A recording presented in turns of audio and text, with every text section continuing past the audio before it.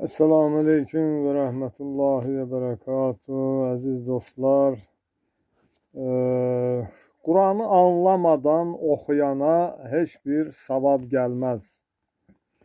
Kur'an'ı okuyup savab almak isteyenler bilmelidirler ki Kur'an'ı anlayarak ve Kur'an'da emir olunan haram ve halallara, qayda qanunlara, emir ve qadağalara riayet edenlere savab gelir.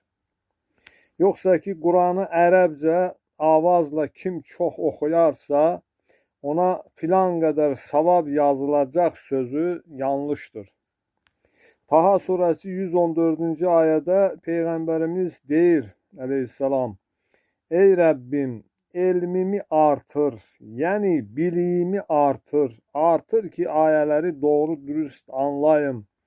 Nisa suresi 43. ayədə deyilir, nə dediyinizi anlamayana qədər namaza yaxınlaşmayın.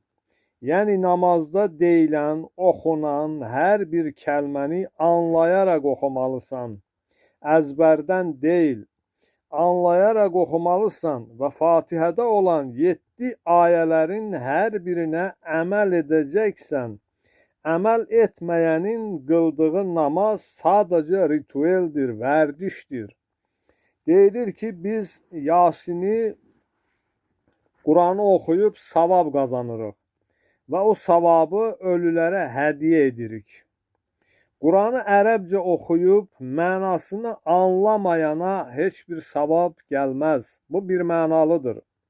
İkincisi, Kur'an'ı anlayarak oxuyanlar da Kur'an'da əmr və qadağalara, haram və halallara riayət etməlidirlər ki, onlara savab yazılsın. Kur'an deyir, faiz haramdır. Verənə də, alana da. Baxırsan ki, bütün Müslüman ölkələri böyük faizlə pul krediti verir və bu faizlə din adamları da istifadə edirlər. Kur'an deyir, zina haramdır. Baxırsan ki, dindarlar siğa adı altında zina edirlər. Kur'an deyir, oğurluq haramdır. Təqiyyə adı altında dindarlar oğurluq edir. Onu halal sayırlar. Saymaqla bitmir. Kur'an deyir, mənim ayələrimi ucuz qiymətə satmayın. Maidə suresi 44, Bəqərə suresi 41. ayədə. Ancaq baxırsan ki, ölülərə Yasin, Kur'an oxuyanlar qarşılığında pul alırlar. Kur'an deyir, israf etməyin. Yas məclislərində, toy məclislərində o qədər yemək, içmək tökürlər süfrələrin stolun üstünə, yeyilmir və artıqları zibildiklərə tullayırlar. Kur'an deyir, yetimə, aca, kasıba, yoxsula, xəstəyə, yolda qalana, musafirə əl tutun, kömək edin, paylaşın, bölüşün, yardımlaşın.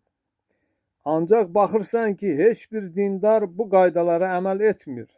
Həccə getməyə, Kərbəlaya getməyə pul tapırlar, dincəlməyə, bahalı ev tikməyə, maşın almağa pul tapırlar. Ancaq kasıba, yoxsula, qohuma, qonşuna pul xərcləmir.